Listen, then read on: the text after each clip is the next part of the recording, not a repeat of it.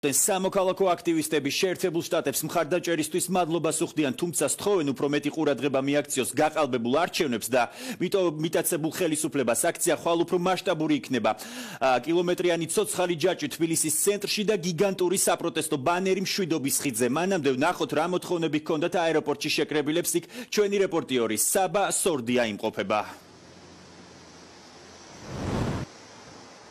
Დიახოსილ მაიკ პომპეოს ესკორტმა რამდენიმე წუთის წინ დატოვა თბილისის საერთაშორისო აეროპორტის მიმდებარი ტერიტორია. რამდენიმე საათის წინ დაიწყეს შეკრება ლეიბორისტული პარტიის ახალგაზრდული ფრთის წარმომადგენლებმა.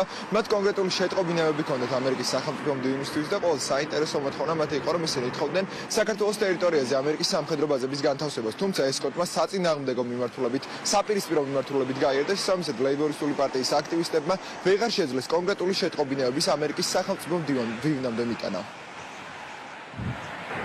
გვინდა რომ მას ვუთხრათ და გადავცეთ მესიჯად ის რომ საქართველოში 20-20 წლის არჩევნები არის გაყალბებული და არის ერთი ტირანი, ერთი დიქტატორი ბიძინა ივანიშვილი, რომელიც გახლავთ პუტინის ლობისტი საქართველოს ხელისუფლებაში. ჩვენთვის პრინციპულად მნიშვნელოვანია ქვეყნის უსაფრთხოებიდან გამომდინარე, განსაკუთრებით გავითვალისწინოთ რეგიონში შექმნილი ძალიან მწვავე ვითარება, რომ საქართველოში იყოს ამერიკის შეერთებული შტატების სამხედრო ბაზები. ჩვენ დიდი ხანია ამაზე ვსაუბრობთ, დღეს არის ამის შესაძლებლობა და შანსი და ამ შანსის არ გამოყენება არის დიდი დანაშაული ქვეყნის წინაშე.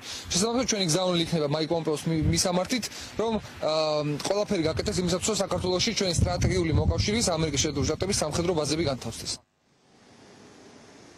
თბილისის საერთაშორისო აეროპორტი უკვე დატოვა მაიკ პომპეომ, ასევე აეროპორტის მიმდებარი ტერიტორია უკვე დატოვეს სამოქალაქო აქტივისტებმა, როგორც ისინი ანონსებენ, ისინი ხვალ და ანონსებულ ფართომასშტაბიან აქციას შეუერთებიან. მადლობა საბა, ეს საბა სორდია იყო.